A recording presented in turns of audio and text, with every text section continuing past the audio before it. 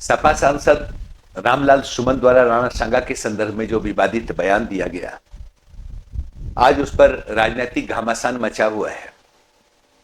लेकिन कुछ बातें बिल्कुल साफ हो जाती हैं। ये हम लोगों को जानना चाहिए। यह व्यक्ति विशेष के विचार और उसके नजरिए पर निर्भर करता है कि कौन किसका आदर्श होगा। किंतु आज आदर्शहीनता की स्थिति है। कौन किसका आदर्श होगा वो उसके विचार या नजरिए पर निर्भर नहीं करता, बल्कि जाति पर निर्भर करता है, धर्म संप्रदाय पर निर्भर करता है और राजनीतिक पार्टियों पर निर्भर करता है। एक ही व्यक्ति किसी पार्टी को छोड़कर दूसरी पार्टी में चला जाए तो उसका आदर्श बदल जाता है। वर्तमान में समाज का कोई डायरेक्शन नहीं है। ये नेता जो समाज के मार्गदर्शक है, ये कब क्या बोल देंगे, किस आधार पर बोल देंगे, कोई ठिकाना नहीं है। किसी भी विषय वस्तु को अपने हित के लिए तोड़ मरोड़ कर कभी भी प्रस्तुत कर सकते हैं, जिसका नकारात्मक इंपैक्ट पड़ता है समाज पर और इतिहास लेखन पर भी प्रश्न चिन्ह लग जाता है। सोचिए कि आज से पहले क्या आपने राणा सांगा के संदर्भ में कभी इतना सोचा कि कैसा शासक था, उसका साम्राज्य कितना बड़ा था।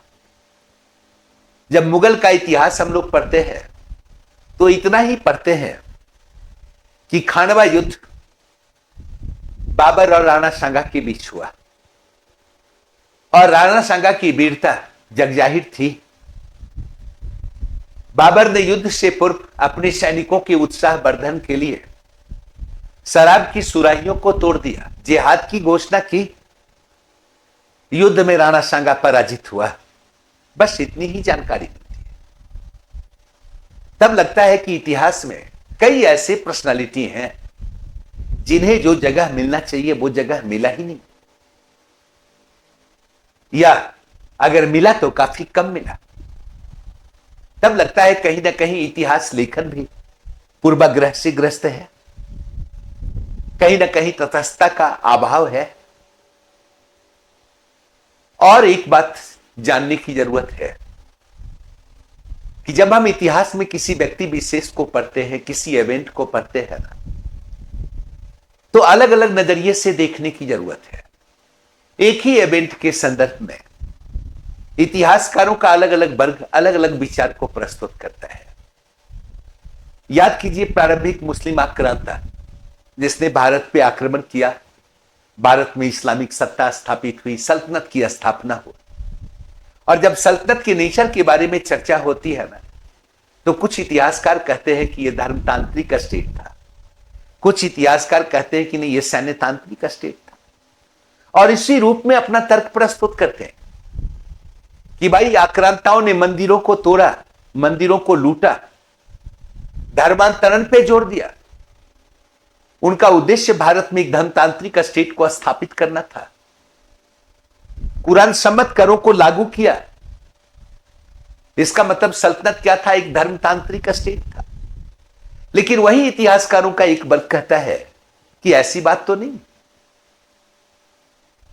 जब सल्तनत का सुल्तान बना इल्तुतमिश, उलेमाओं का दबाव था उस पर कि भाई इस्लामिक सत्ता स्थापित हुई है तो शरीयत को स्थापित किया जाए।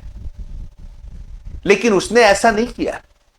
सल्तनत के किसी सुल्तान ने ऐसा नहीं किया, क्योंकि गैर मुसलमानों की तादाद ज्यादा थी। इसीलिए आपने सुना होगा कि राजकीय कानून को क्या कहा गया? जवाबित कहा गया, जो सभी के लिए समान था। और यह भी लोगों ने तर्क दिया कि युद्ध काल में मंदिरों को तोड़ा गया, मूर्तियों को लूटा गया सैनिकों के उत्साह वर्धन के लिए। शांति काल में कभी ऐसे कृत्य को अंजाम नहीं दिया गया। ठीक है? कई ऐसे इतिहासकार हैं जो ये कहते हैं कि प्रारंभिक आक्रांत था 12वीं 14वीं सदी तक ये इस्लाम के झंडे के नीचे आए थे। मुसलमान तो थे लेकिन इस्लाम की जानकारी नहीं थी। उस वक्त अरब के लोगों को सिर्फ इस्लाम की जानकारी, इन्हें इस्लाम की जानकारी नहीं थी और इसके लिए कई प्रकार का तर्क भी प्रस्तुत करते हैं कि भाई अगर सल्तनत की सत्ता स्थापित हुई तो 4 कुरान सम्मत कर को लागू होना चाहिए था, उसके बियॉन्ड अन्य प्रकार के कर कैसे लागू? जब इस्लामिक सत्ता स्थापित हुई तो शरीयत लागू होना चाहिए था, नहीं हुआ। इस्लाम में कहा गया है कि इस्लाम मानने वाले सभी लोग भाई भाई हैं, सभी मुसलमान भाई भाई हैं। लेकिन पूरे मिडिएवल दौर को देखें तो भाइयों ने ही भाइयों की हत्या की सत्ता की प्राप्ति के लिए। सुरापान इस्लाम में हराम है, लेकिन लगभग सुल्तान या बादशाह सुरा का सेवन करते थे। इस प्रकार का भी लोग तर्क देते हैं। तो इतिहास के हर एक इवेंट को कायदे से समझने की जरूरत है। ये एक वैज्ञानिक विषय है, इसलिए स्रोतों के सापेक्ष में चीजों को समझने की जरूरत है। जब औरंगजेब के संदर्भ में चर्चा होती है, अभी अभी लगातार चर्चा का मुद्दा बना हुआ है, जिसे जिंदा पीर कहा गया, हिंदू विरोधी कहा गया। इसने अकबर की नीतियों को उलट दिया। अकबर ने जो राजपूत नीति दी थी, सुलह कुल की नीति दी थी, इसकी नीति बिल्कुल उसके अगेंस्ट थी। और इस संदर्भ में तर्क भी दिया गया कि औरंगजेब ने जजिया कर को लागू किया, गोरक्षा पे लगे प्रतिबंध को समाप्त कर दिया, कई मंदिरों को तोड़ा, केशवनाथ मंदिर, विश्वनाथ मंदिर, हिंदू प्रतीकों की मनाही कर दी आधिकारिक स्तर पर। यह हिंदू विरोधी था, लेकिन कई इतिहासकार यह साबित करने पे तुले हैं कि भाई औरंगजेब की यह लाचारी है। कई ऐसे कार्य हैं जिससे औरंगजेब की बलमनसाहत सिद्ध होती है कि भाई कुरान सम्मत तरीके से उसने मात्र 4 ही विवाह किया, 5 वक्त का टाइमली नमाज अदा करता था, खाली समय में वो टोपी सिलने का काम करता था, कुरान की आयतें लिखता था और उससे जो इनकम की प्राप्ति होती थी गरीबों के बीच बांटता था। इतिहासकार यह भी तर्क देते हैं कि चूंकि भाइयों की हत्या के बाद वो सत्ता पे आया, पिता को कारावास में डालकर सत्ता पे आया, मुस्लिम जगत को बताया इस्लाम खतरे में है। अकबर की सुलह कुल की नीति के कारण, राजपूत नीति के कारण हिंदुओं का मन बढ़ गया था।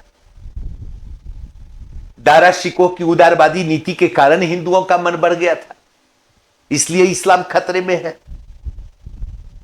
और इसके लिए जरूरी था कि भाइयों की हत्या के बाद औरंगजेब सत्ता पर स्थापित हो, यानी इस्लाम की रक्षा के लिए वो सत्ता पे काबिज हुआ। तो इस्लामिक जगत को बार बार ये जताने की जरूरत थी कि वो इस्लाम की रक्षा के लिए है, तो इसीलिए ऐसे कार्य को बार बार अंजाम देने की जरूरत थी। तो उसने जजिया कर का आरोपण किया, उसने हिंदू प्रतीकों की मनाही कर दी। तो ऐसे भी लोग साबित करने वाले हैं। तो इतिहास का एक ही व्यक्ति, एक ही इवेंट, लेकिन अलग अलग नजरिए से आप उसको देखते हैं, उसे एक्सप्लेन करते हैं। इसलिए आहत भावनात्मक रूप से आहत होने की आवश्यकता नहीं है। यह मैन टू मैन वैरी करता है कि कौन सा इवेंट जो है किस उद्देश्य के साथ घटित हुआ। मानते हैं इस बात?